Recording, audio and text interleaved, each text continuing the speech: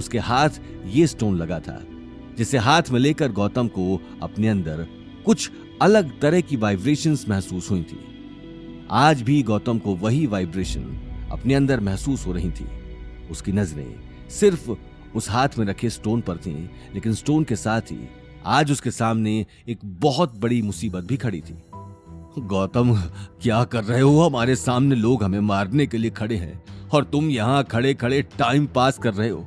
तुम मेरी सेफ्टी के लिए आए हो या फिर मुझे मरवाने के लिए? गलती मेरी है। तुम जैसे आदमी को साथ में लेकर आने से पहले ही मुझे सोचना चाहिए था। ये भगवान, कहां फंस गया? उन दोनों को बड़बड़ाते हुए देखकर शॉप के मालिक का पारा चढ़ गया।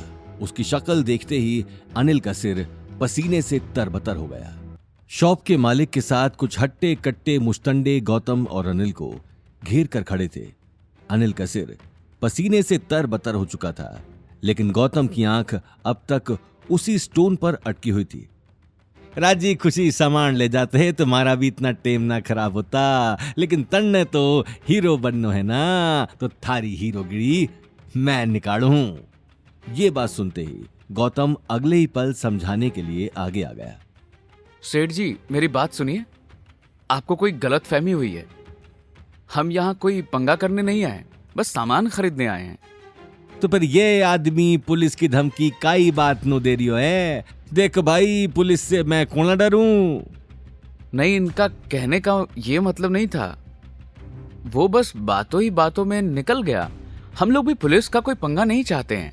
देखिए सेठ जी, अगर पुलिस आएगी तो उससे आपको भी नुकसान होगा और हमारा भी, और फिर इस मारपीट से दोनों को कुछ हासिल नहीं होगा।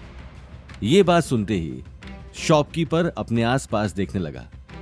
धंधे को टेम है और बात तो पते की केरियो है। बता, कहीं चावे है मणे, और भी ग्राहक देखना है। जो हुआ, मैं उसके आपसे पैसे नहीं मांग रहा। हालांकि आपने मेरे डैड से बहुत पैसे ले लिए हैं, लेकिन मैं बदले में बस ये स्टोन चाहता हूं। गौतम के हाथ में स्टोन देखते ही शॉप ओनर ने अपने पास खड़े आदमियों को वापस भेज दिया और स्टोन को ध्यान से देखने लगा। उन हट्टे कट्टे आदमियों के जाते ही अनिल गहरी सांस लेकर एक कोने में जाकर बैठ गया। चलो, अच्छा हुआ ये लोग चले गए। ये गौतम का बच्चा कहीं तो काम आया, लेकिन अब पता नहीं इसे ये स्टोन क्यों चाहिए। भाड़ में जाए, मुझे क्या मतलब, कुछ भी करे, मेरी जान तो बची। ये कहते हुए अनिल खिसियानी हंसी हंसता हुआ गौतम को देखने लगा और शॉप के कोने में बैठ गया। वहीं शॉप का मालिक अभी तक उस स्टोन को बड़े ध्यान से देख रहा था। भाई, मानो पड़ोगो थाने, पार की नजर है थारी, पण ये तो टूट रियो है। टूटे हीरो को काई करेगा? वो आप मुझ पर छोड़ दीजिए। टूटा हुआ है इसीलिए मुझे चाहिए। ठीक है भाई, थारी मर्जी, मने तो बेचना ही है, ले जा। पड़ी बहुत महंगो है। मैं इसके 300 रुपए दूंगा। आपके पास हमारे पैसे जमा हैं, इसीलिए ना आपको कुछ कहने की जरूरत है और ना ही हमें। देखिए सेठ जी, आपकी वजह से हमारा भी टाइम खराब हुआ है, इसीलिए बदले में बस ये स्टोन मांग रहा हूँ। वो भी टूटा हुआ है, इतना तो आप अपने ग्राहक के लिए कर ही सकते हैं। ये बात सुनते ही शॉप का मालिक मंद मंद मुस्कुराने लगा। जो की बात करे है और चीजा की सही पहचान भी कर सके है। इससे पहले कि शॉप ओनर आगे कुछ कह पाता, किसी ने वहां आकर कड़क आवाज में कहा, स्टोन बहुत अच्छा है, मैं इसे खरीदना चाहता हूं। आवाज सुनते ही गौतम हैरानी से मुड़कर उस आदमी को देखने लगा। आदमी ने महंगा व्हाइट सूट पहना हुआ था और हाथ में सोने का ब्रेसलेट और आंखों पर काला चश्मा लगाए एक आदमी दिखाई दिया, जिसके आसपास बॉडीगार्ड खड़े थे।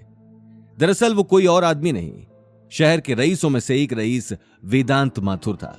वेदांत को एंटीक चीजों का शौक था और इसलिए उसका एंटीक मार्केट में आना जाना लगा रहता था।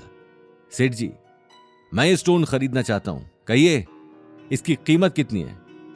गौतम एक नजर में वेदांत को पहचान चुका था। वहीं वेदांत की बात सुनकर शॉप के मालिक को कुछ समझ नहीं आ रहा था। अरे हुकुम, थे तो काढ़ाने वाले थे और मने तो थाड़े वास्ते बढ़िया से बढ़िया चीजें अलग काढ़ रखी हैं। थे भी काई टूटे स्टोन मारे। आगे की कहानी जानने के लिए देखिए अगला एपिसोड सिर्फ पॉकेट एफएम के यूट्यूब चैनल पर और रॉयल वारिस के सारे एपिसोड्स को सुनने के लिए डिस्क्रिप्शन में दी लिंक से डाउनलोड करें पॉकेट एफएम ऐप।